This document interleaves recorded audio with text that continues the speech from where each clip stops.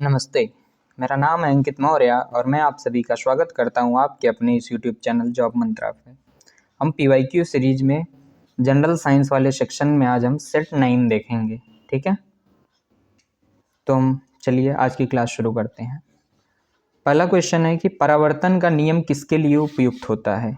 परावर्तन का क्या नियम होता है कि जैसे कोई एक प्लेन सरफेस है, ठीक है, इस पे कोई लाइट आई और परावर्तित होकर के उसी माध्यम में वापस लौट हो गई, तो जो यहाँ पे इसके ऊपर एक अभिलंब होता है यानी कि नॉर्मल, इससे आने वाली जो लाइट है उसके बीच का एंगल और जाने वाली जो लाइट है उसके बीच का एंगल जो होता है वो इक्वल होता है। आने वाली लाइट का एंगल यानी आई और जाने वाली लाइट का एंगल आर, ये दोनों क्या होता है वो बराबर होता है, ठीक है। एक तो बात ये होती है, ठीक है।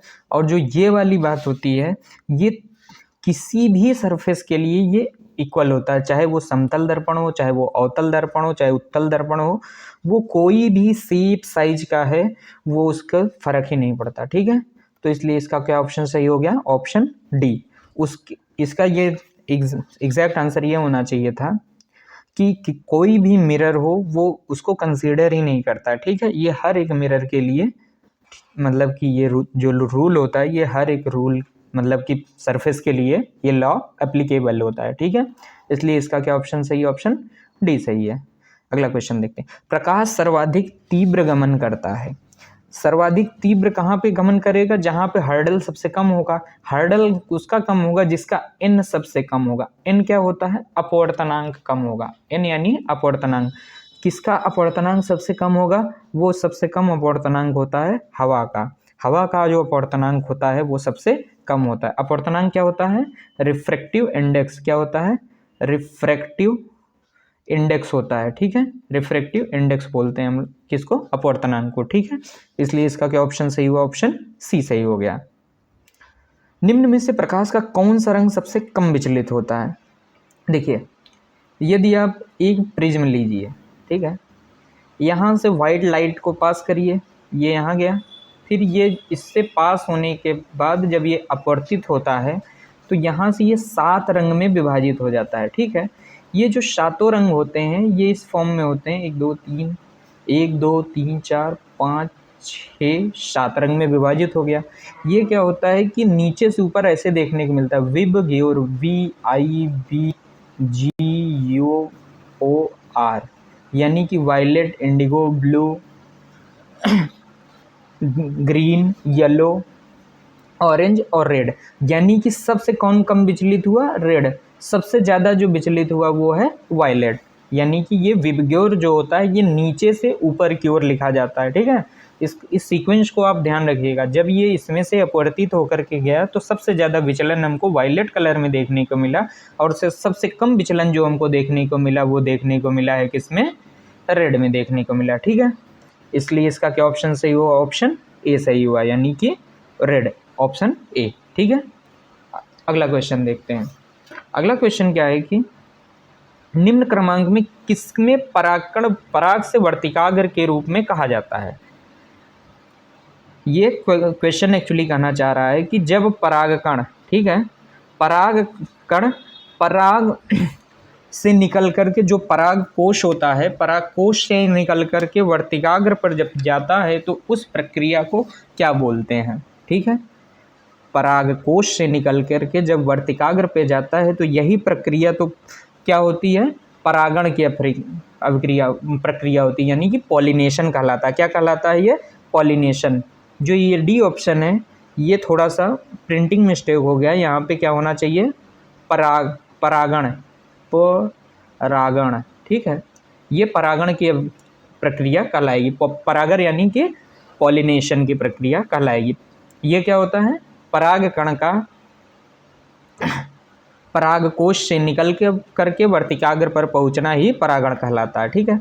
पादप में उर्वरक प्रक्रिया के पश्चात बीजांड किसमें परिवर्तित होता है, यानी कि जो ओव्यूल है वो किसमें परिवर्तित होता है, यानी कि बीजांड यानी ओव्यूल किसमें परिवर्तित होता है, ये परिवर्तित होता है बीज में। किसमें परिवर्तित होता है, ये बीज में परिवर्तित होता है, यानी कि ए ऑप्शन सही हो गया।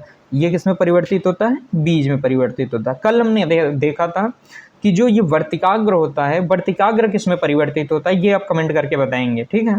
जब ये फर्टिलाइजेशन की प्रक्रिया पूरी हो जाती है तो उसमें कौन सा जो उसमें वर्तिकाग्र है वो किस रूप में परिवर्तित हो जाता है, ठीक है, ये आप कमेंट करके बताएंगे। निम्न में से कौन सा उत्तर जिसमें कहा गया हो कि सूर्य उदय और अस्त होते समय दृश्यगत रूप में प्रमुखतया प्रभासिक होता है। देखिए क्या होता है कि जैसे ये कि हमारा अर्थ है, ठीक है, ये अर्थ है, ठीक है, सूर्य यहाँ पूरब से ईस्ट से निकला और वेस्ट में जा कर के डूब गया, ठीक है, वेस्ट में जा कर के डूब गया। जब ये ईस्ट से निकलता है उस समय पृथ्वी और सूर्य के बीच की दूरी मैक्सिमम होती है, ठीक है, और जब ये अस्त होता है उस समय भी सूर्य सबसे दूर होता है। जब दिन में होता है उस समय इसके कंपेरेटिवली सूर्य हमारे पास में होता है। इसलिए देखिए जब सूर्य बहुत दूर होता है तो हमको वो लाल रंग का दिखाई पड़ता है। सूर्य जब उगता है उस समय लाल होता है, जब अस्त हो रहा होता है उस समय लाल कलर का दिखाई दे। ये जानना चाह रहा है कि ये लाल कलर क्यों दिखाई देता है। ये लाल कलर इसलिए होता है क्योंकि वहाँ पे स्कैटरिंग ऑफ लाइट यानी कि प्रकाश का प्रकीर्णन होता है। स्कैटरिंग क्या होता है? प्रकाश का फैलना। और प्रकाश सबसे ज़्यादा कौन सा कलर फैलता है? वायलेट कलर फैलता है। और सबसे कम कलर कौन फैलेगा? वो होता है रेड कलर। यानी कि जब जो सबसे कम फैलेगा वही वहाँ पे उतना दूर होने के बावजूद भी हमारी आंखों तक पहुँच पाएगा। तो इसलिए जो हमको दूर की जो सबसे लाइट होती है वो जब सूर्य होता है तो उस समय हमको रेड कलर दिख रहा होता है। ये फिनोमिनन क्या कहलाता है? स्कैटरिंग ऑफ लाइट कहलाती है, ठीक है। चक्षुजल और ताल के बीच में ब्लैक ओपनिंग को क्या कहते हैं? ये देखिए जो हमारी आँख होती है, जो हमारी आँख है, ठीक है, हमारी आँख है, ठीक है, इसको अज्यूम करिए कि ये हमारी आँख है। ये कह रहा है कि चक्षुजल और ताल के बीच में, ये हमारा ताल है, यहाँ पे ताल को ही क्या बोलते हैं हम? लेंस बोलते हैं। यहाँ पे जो लेंस है, लेंस को क्या बोलते हैं? ताल हम हिंदी में बोल रहे हैं, ठीक है। चक्षुजल मतलब कि आँख में भरा हुआ जल। ये हमारा जो आँख गोलाकार है इसके अंदर पानी भरा हुआ है। इस पानी और ये लेंस, ये जो बाहर से हमको ब्लैक वाला हिस्सा दिखता है, इसके बीच में जो ब्लैक ओपनिंग है उसको क्या कहते हैं? उसी को हम बोलते हैं आँख की पुतली बोलते हैं। आँख की पुतली यानी प्यूपिल बोलते हैं। क्या बोलते हैं? आँख की पुतली बोला जाता है। यानी कि कौन सा ऑप्शन सही हो गया? ऑप्शन डी सही हो गया। ये क्वेश्चन आपको समझ में आया कि जो ये आँख में भरा हुआ पानी होता है आँख के अंदर, वो और जो ये हमारी आँख है, आँख का सबसे बाहरी हिस्सा, ये जो यहाँ पे लेंस लगा हुआ है, इन दोनों की बीच की जगह जो ब्लैक ओपनिंग है उसको क्या बोलते हैं? उसी को हम क्या बोलते हैं? प्यूपिल यानी पुतली बोलते हैं, ठीक है। प्रतिकर्षक मच्छर विकर्षक तैयार करने में निम्न में से किसका उपयोग किया जाता है? निम्न में से यानी कि ये जो 4 ऑप्शन दिए हुए हैं इनमें से किसका यूज कर सकते हैं मच्छर को भगाने के लिए? इनमें से किसका यूज करते हैं हम? नींबू घास यानी कि लेमन ग्रास का यदि यूज करें तो उससे भी मच्छर भगाया जा सकता है, ठीक है। मॉर्टिन जलाने की जगह यदि हम लेमन ग्रास का यूज करें तो भी मच्छर भाग जाते हैं, ठीक है। पादपों की जड़ों की जल की दिशा की अनुक्रिया को क्या कहा जाता है? देखिए यदि ये हमारा पेड़ है, ठीक है, ये जड़ होगा, यहाँ पे जड़ होगा, यहाँ से जड़ पानी को एब्जॉर्ब करेगा और ये अंदर ही अंदर किसको? जाइलम के थ्रू। किसके थ्रू? जाइलम के थ्रू ये जल को कहाँ पहुँचाएगा? ये पत्तियों तक, टहनियों तक पहुँचाएगा। ये प्रक्रिया कहलाती क्या है? ये प्रक्रिया कहलाती है ये प्रक्रिया ही क्या कहलाती है? जलानुवर्तन। यानी कि क्या कहलाती है? हाइड्रोट्रोपिज्म कहलाती है। क्या कहलाती है? हाइड्रोट्रोपिज्म। यहाँ पर चलानुवर्तन लिखा है, जलानुवर्तन की जगह प्रिंटिंग मिस्टेक हो गया, यहाँ पे जलानुवर्तन होना चाहिए था, ठीक है। ये जो सी ऑप्शन है इसको ठीक कर लीजिएगा, ये जलानुवर्तन यानी हाइड्रोट्रोपिज्म है। क्या है? हाइड्रोट्रोपिज्म, ठीक है। और जल का जो ये मतलब ट्रांसपोर्टेशन होता है किसके द्वारा होता है? ये जाइलम के द्वारा होता है। और मैंने आपको पिछली क्लास में बताया था कि फ्लोएम का काम क्या होता है? फ्लोएम का काम होता है फूड को ले जाना। इसको याद कैसे रखेंगे? फ्लोएम यानी फ आ रहा है, फ यानी कि फूड को ट्रांसपोर्टेशन होगा, ठीक है। जाइलम में जल जैसा कुछ मैच हो रहा है यानी कि ये जल का ट्रांसपोर्टेशन करेगा, ठीक है। पूर्णतया पत्तों और पादपों को कि फलों का झड़ना विमोचन प्रक्रिया में किसके अंतर्गत होता है। ये हमने पिछली क्लास में देखा था कि जो ये एब्सिसिक एसिड होता है, कौन सा एब्सिसिक एसिड, इसका काम क्या होता है, ये पौधों की वृद्धि को रोक देता है, पौधों की वृद्धि को ये रोकता है। तो उस समय क्या होता है कि पत्तियां फल जो है झड़ने लगते हैं, यानी कि ये क्या, इसका क्या काम होता है एब्सिसिक, ये ग्रोथ को ही रोक देता है। जो ग्रोथ हो रही होती है पौधों में उसको रोकने के लिए क्या यूज करते हैं हम, एब्सिसिक एसिड यूज करते हैं। इसलिए इसका क्या ऑप्शन सही हुआ, ऑप्शन सी सही हुआ। कोशिका पिंड में दीर्घतम जंतु की तंत्र कोशिका में है, उसे क्या कहा जाता है। देखिए यदि जो हमारा न्यूरॉन है, ठीक है, ये न्यूरॉन कुछ ऐसे ऐसे ऐसे दिखते हैं, ठीक है, ये न्यूरॉन है, ठीक है। इसमें क्या है कि ये हमसे जानना चाह रहा है कि लॉन्गेस्ट फाइबर इसमें कौन सा है, सेल बॉडी ऑफ न्यूरॉन के लॉन्गेस्ट फाइबर क्या है, ठीक है। इसका जो लॉन्गेस्ट स्ट्रक्चर कहलाता है वो कहलाता है तंत्रिकाक्ष। क्या कहलाता है, तंत्रिकाक्ष यानी एक्सॉन। एक्सॉन इसका क्या काम होता है कि ये यहाँ से पूरे स्ट्रक्चर में ये फैला रहता है। ये एक न्यूरॉन से जो भी बातें होती हैं, यानी इन्फॉर्मेशन होता है, एक न्यूरॉन से दूसरे न्यूरॉन में ये ट्रांसफ़र करता है। इसलिए ये स्टार्टिंग इसके हेड से लेकर के इसके टेल तक ये पूरा फैला रहता है। कौन, एक्सॉन, ठीक है। इसी को क्या बोलते हैं हम, तंत्रिकाक्ष बोलते हैं। क्या बोलते हैं, तंत्रिकाक्ष। इसलिए इसका ऑप्शन सही हुआ, ऑप्शन डी सही हो गया, ठीक है। केंद्रीय तंत्रिका तंत्र में पीसी कोशिका तक कौन सी तंत्रिका क्षणिक आवेग करती है, यानी कि ये इम्पल्स को कौन सी जो मतलब कि कोशिका होती है ये हमारे इम्पल्स को ट्रांसमिट करती है। इम्पल्स को ट्रांसमिट करने का काम होता है मोटर नर्व का। किसका काम होता है, मोटर नर्व, यानी कि प्रेरक तंत्रिका, यानी कि ऑप्शन बी सही हो गया। क्या क्वेश्चन है, इसको ध्यान से सुनिएगा कि जो इम्पल्स को ट्रांसमिट करने का काम कौन सी नर्व का होता है। इम्पल्स को ट्रांसमिट कौन करता है, मोटर नर्व, यानी कि प्रेरक तंत्रिका ट्रांसफर करती है, ठीक है। पत्ते की सतह पर उपस्थित लघु छिद्र को क्या कहते हैं, ये भी क्वेश्चन हमने पिछली क्लास में देखा था। जैसे कोई एक पत्ता है, ठीक है, इसमें कई सारे रंध्र और छिद्र बने होते हैं, इसी के थ्रू वायु का विसरण होता है, वायु का अंदर आना, CO2 का अंदर आना, O2 का बाहर निकलना पत्तियों के, ये स्टोमा से होता है। कहाँ से होता है, ये स्टोमेटा से होता है। कहाँ से होता है, ये स्टोमेटा से होता है, यानी कि वात रंध्र से होता है। यानी कि क्या ऑप्शन सही हो गया, ऑप्शन बी सही हो गया, ठीक है, स्टोमेटा, ठीक है। पोषण के किस प्रकार के स्तर पर जीव द्वारा खाने की व्युत्पत्ति अन्य जीवित जीव को बिना क्षति पहुंचाए प्राप्त होती है। इसका क्या मतलब कह रहा है कि वो क्या है कि दूसरों से अपना भोजन तो ग्रहण कर रहे हैं लेकिन उसके डेथ नहीं हो रही, उसको नुकसान नहीं पहुंच रहा है। ऐसे क्या होते हैं, पैरासाइट होते हैं, यानी कि परजीवी। परजीवी का मतलब होता है कि वो उस पर ही रहते हैं लेकिन उसको, जैसे घरों में जो हमारी गाय भैंस होती है उस पे कहते हैं ना कि एक किलनी एक जंतु होता है, गांव में बोलते हैं, वो पड़ जाती है। वो क्या है कि उस जंतु का, गाय भैंस का खून चूसती है और वहीं पे रहती है, पड़ी रहती है, लेकिन वो सिर्फ उतना ही खून चूस रही है जिससे कि उसकी डेथ नहीं होती है। गाय भैंस जो है जिंदा रहती है और वो भी जिंदा रहता है, यानी कि वो उस पर निर्भर है लेकिन गाय उस किलनी यानी उस जीव पर मतलब कि सहारे जिंदा नहीं है। ये सिर्फ परस्पर अभिक्रिया नहीं है, ये सिर्फ एक तरफा अभिक्रिया है। इसको क्या बोलते हैं, परजीवी, यानी कि पैरासाइट बोलते हैं, ठीक है। फफूंद में किस तरह का पोषण उपस्थित होता है।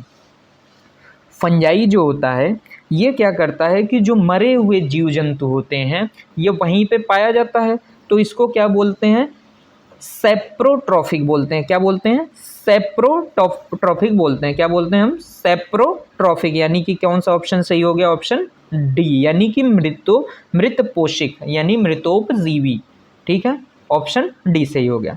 विद्युत उपकरण स्त्री यानी इलेक्ट्रिक आयतन में तप्त अवयव किसका बना होता है।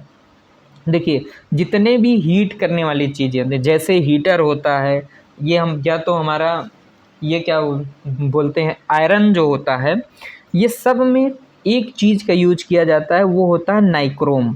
नाइक्रोम का जो वायर यूज होता है इसका रेजिस्टेंस बहुत ज़्यादा होता है, यानी आर बहुत ज़्यादा होता है। जब आर बहुत ज़्यादा होगा तो ये हीट बहुत ज़्यादा जनरेट करेगा, और आयरन में हमको हीट की ही तो ज़रूरत है, या फिर हीटर जो है उसमें हमको हीट की ही ज़रूरत है। तो ऐसे चीज़ का यूज करेंगे जो सबसे ज़्यादा टेम्परेचर तक मतलब कि हीट जनरेट कर पाए और वो उस पर ख़राब भी ना हो। तो ये क्वालिटी होती है नाइक्रोम की, ठीक है। इसलिए इसका क्या ऑप्शन सही होता है? ऑप्शन बी सही होता है। विद्युतीय शक्ति ऊर्जा में प्रतिलोम रूप में समानुपातिक होता है। देखिए पावर, पावर के फॉर्मूला क्या होता है? वो होता है एक तो वी आई होता है, ठीक है, और यही का होता है आई स्क्वायर आर भी होता है एक फार्मूला। एक तीसरा फार्मूला होता है वो होता है वी स्क्वायर अपॉन आर होता है। अब इसमें अपॉन में कुछ नहीं दिख रहा है, इसके भी अपॉन में कुछ नहीं दिख रहा है। ये आई स्क्वायर आर है, पहला वाला वी आई है, तीसरे वाले में अपॉन में आर दिख रहा है। इसका क्या फार्मूला? पावर का तीसरा वाला formula V square upon R, यानी कि जो आर है वो इन्वर्सली प्रोपोर्शनल है और वी स्क्वायर के डायरेक्टली प्रोपोर्शनल है। तो यानी कि इसमें से कौन सा सही हो जाएगा? आर, यानी कि रेजिस्टेंस, आर यानी रेजिस्टेंस यानी कि इलेक्ट्रिकल रेजिस्टेंस। इसलिए इसका क्या ऑप्शन सही हो गया? ऑप्शन ए सही हो गया, ठीक है। निम्न में से कौन सी घटना है जो कि मुख्य कोटर को प्रभावित करती है और अगर एमाइलेज लार में काम नहीं कर रही है? देखिए जो हमारा लार होता है, लार का काम क्या होता है? लार का काम होता है कि जो भी हम खा रहे हैं, ठीक है, खा रहे हैं, जो उसमें स्टार्च है, स्टार्च को पचाने का क्या काम, ये हमारे लार का ही होता है। यदि उसमें एमाइलेज लार में काम नहीं कर रहा होगा तो उस समय क्या होगा कि ये स्टार्च का शक्कर में विच्छेद नहीं हो पाएगा, यानी कि break down of starch into sugar ये पॉसिबल नहीं हो पाएगा, ठीक है। तो यानी कि स्टार्च का पाचन नहीं हो पाएगा, इसलिए क्या हो गया? इसका ऑप्शन सी सही हो गया, ठीक है। वह कौन सा विसरण क्षेत्र है जिसमें नाल पाचित खाने को सोख लेता है? वह कौन सा विसरण क्षेत्र है जिसमें क्या होता है? सोख लेता है, यानी कि डाइजेस्ट होता है, एब्जॉर्ब हो जाता है। खाना डाइजेस्ट होने के बाद एब्जॉर्ब हो जाता है, डाइजेस्ट होने के बाद क्या होता है? एब्जॉर्ब होता है। ये प्रक्रिया कहाँ होती है? ये स्मॉल इंटेस्टाइन में होती है। कहाँ पे होती है? स्मॉल इंटेस्टाइन में होती है, ठीक है। इसलिए इसका क्या ऑप्शन सही होगा? ऑप्शन सी सही हो गया। पोषण के किस प्रकार के स्तर पर एक जीव के द्वारा खाने की प्रक्रिया को कहा जाता है? पोषण के किस प्रकार के स्तर पर एक जीव द्वारा खाने की प्रक्रिया को क्या कहा जाता है? क्वेश्चन में थोड़ा सा मुझे लग रहा है कि ये प्रिंटिंग मिस्टेक है। ये होने चाहिए थी कि जो फ्लोएम होता है, इसमें फ्लोएम, ये इंग्लिश वाले क्वेश्चन को ध्यान से पढ़िए। जो ये फ्लोएम होता है, फ्लोएम से जो फूड ट्रांसपोर्ट होता है उसको क्या बोलते हैं? जो फ्लोएम से फूड का ट्रांसपोर्टेशन हो रहा है उसको क्या बोलते हैं? ट्रांसपोर्टेशन, या फिर फ्लोएम ट्रांसपोर्टेशन बोलते हैं। ये अभी हमने देखा था ना कुछ क्वेश्चन पहले कि फ्लोएम से क्या होता है? फूड का ट्रांसपोर्टेशन होता है, और जाइलम से क्या होता है? जल का ट्रांसपोर्टेशन होता है, ठीक है। तो इसमें खाने की प्रक्रिया यानी कि जो फूड है उसका ट्रांसपोर्टेशन किस में होता है? ये बी में होता है, ठीक है। इलेक्ट्रॉन के खोजकर्ता कौन थे? ये हमने कुछ क्वेश्चन मतलब कि पिछले सेट में इसको देखा हुआ है। इलेक्ट्रॉन की खोज किसने की थी? जे थॉमसन ने किया था। किसने किया था? जे थॉमसन ने किया था, ठीक है। आप कमेंट करके बताएंगे कि थॉमसन ने इलेक्ट्रॉन की खोज कौन से ईयर में की थी, ठीक है। थॉमसन में इलेक्ट्रॉन की खोज कौन से ईयर में की थी? ये वाला भी क्वेश्चन किसी एग्ज़ाम में बन सकता है, ठीक है। जब मेथनॉल अंतर्ग्रहण होता है तो कौन से प्रकार का यौगिक का प्रारूप बनता है? देखिए क्या होता है कि जब हम मेथनॉल पी लेते हैं, जब हम मेथनॉल पीते हैं तो वो जब हमारी पेट में जाता है तो वो बना लेता है CH3COOH। मेथनॉल का क्या फार्मूला होता है? CH3OH होता है। ये जब हमारे पेट में जाता है तो ये बन जाता है CH3COOH, ठीक है। तो क्या बन जाता है ये? अमाशय में इसी को बोलते हैं क्या? मेथनोइक एसिड बोलते हैं। तो इसका क्या ऑप्शन सही हो गया? ऑप्शन सी सही हो गया ना, मेथनोइक एसिड बन रहा है ना।